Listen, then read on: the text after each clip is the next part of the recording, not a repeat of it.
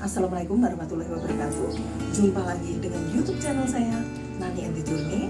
Jangan lupa subscribe, like, komen, dan tonton sampai selesai. Semoga YouTube channel saya bermanfaat.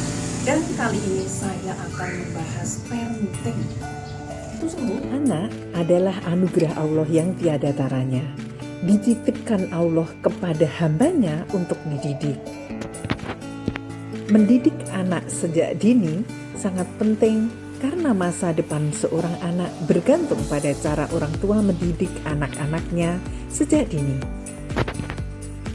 Orang tua pastilah menginginkan anaknya berakhlak soleh maupun solehah, pintar, berbakti kepada orang tuanya, dan sukses.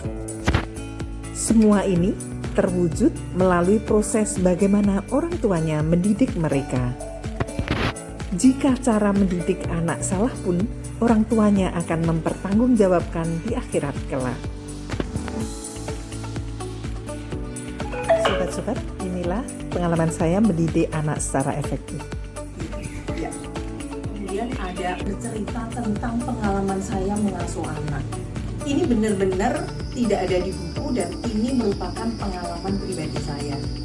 Jadi waktu kecil pengalaman saya yang orang itu juga tidak menyangka. Ini benar-benar ya, kita tuh sering melihat anak atau orang tua ataupun anak-anak atau orang lah ya, itu wajahnya itu cemberut atau murung. Jadi wajahnya itu kelihatan merengut, kalau orang Jawa bilangnya merengut terus. Itu apa ternyata? Ternyata itu sudah telanjur waktu kecil, itu kurang dibecandain atau dililing. Itu kejadian dengan anak saya. Pada saat anak saya lahir, itu ada anak saya merengut, wajahnya benar-benar merengut. Terus mungkin pada saat saya hamil atau saya mengandung, itu mungkin saya banyak pikiran. Jadi anak saya tuh lahir merengut. Saya akhirnya berasa kok ini anak saya merengut ya. Akhirnya apa? Saya bilang sama pengasuhnya, waktu itu pakai suster saya waktu anak-anak kecil.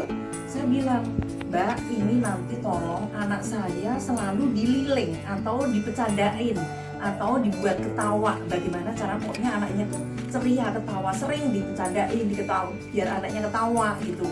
Akhirnya apa? Anak saya itu nggak terlanjur merengut, maksudnya jadi ceria wajahnya, benar-benar bisa berubah wajahnya itu ceria. Jadi senyum gitu, terus kemudian gampang ketawa, gampang senyum, ceria, kelihatan bahagia, nggak murung. Nah itu saya seringnya bilang sama keponakan saya atau pokoknya siapapun yang saya lihat anak kecil merengut gitu, saya ngomong ini dilileng biar gak kasep atau biar gak telanjur setelah besar atau setelah pokoknya sudah dewasa itu wajahnya biar gak murung atau merengut. Itu juga kayak seperti itu pengalaman saya dan saya terapkan pada anak saya. Jadi waktu kecil anak-anak itu kalau batuk itu dia tidak lama.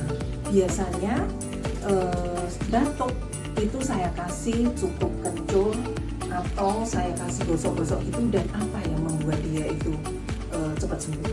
Pijit. Semua orang kadang tidak, kok lucu ya batuk kok dipijit, tapi benar-benar kenyataannya anak saya itu dari bayi sampai kurang lebih kelas 2 kalau batuk, kelas 2 SD ya maksudnya, kalau batuk itu cukup dikasih ramuan tradisional sama saya pijit. Dan itu ada salah satu orang tua murid, kayaknya profesinya dokter kalau nggak salah, dokter gigi, karena satu jemputan sama anak saya, karena anak saya cepat sembuh, anak dia belum. Biasanya kan anak-anak kecil itu saling nular ya, kalau batuk itu ketularan karena satu jemputan.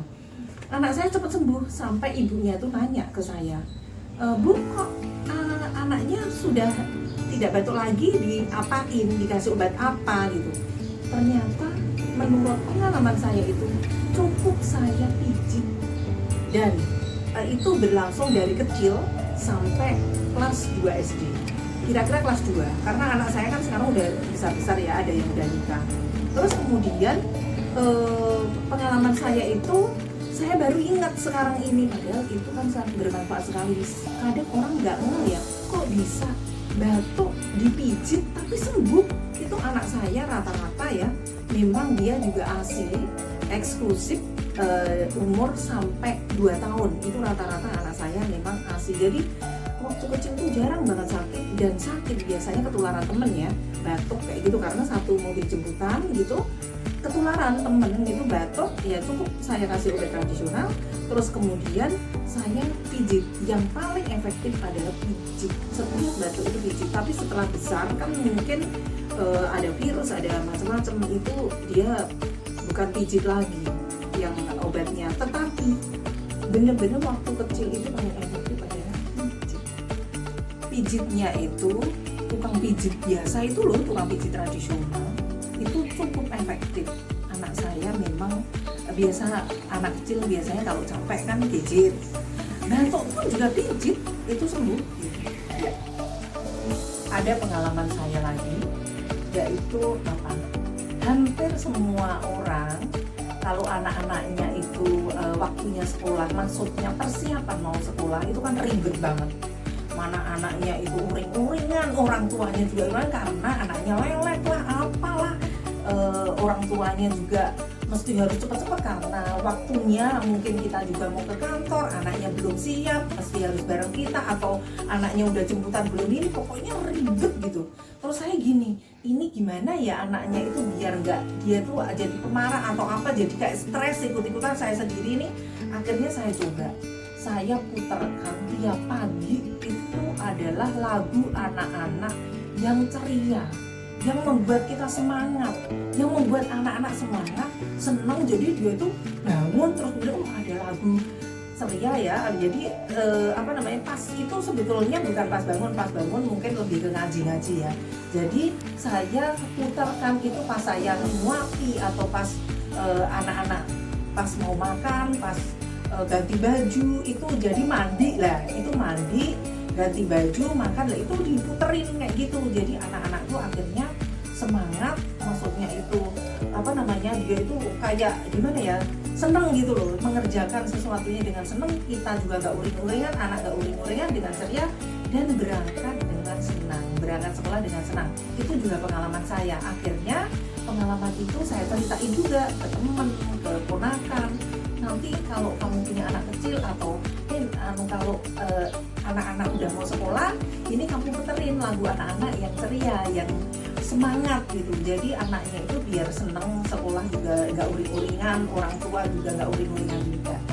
Jadi itu tadi adalah cara menjaga mood anak agar tetap bagus, tetap seneng, tetap ceria. Namanya anak-anak kan sebetulnya memang ini ya, kita nggak boleh maksain yang mesti harus ini gitu, orang tua aja ya, karena kita ngerti waktunya udah mepet dan lain-lain kan.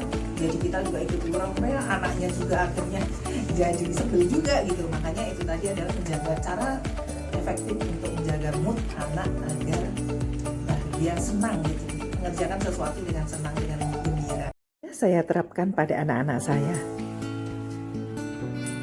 Sobat-sobat, pengalaman-pengalaman saya tersebut adalah pengalaman yang saya alami dalam mendidik anak. Semoga pengalaman saya tersebut bermanfaat bagi sobat-sobat, bapak ibu semuanya dalam mendidik anak.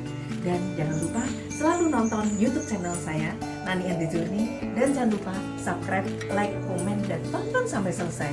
Akhir kata, wassalamualaikum warahmatullahi wabarakatuh.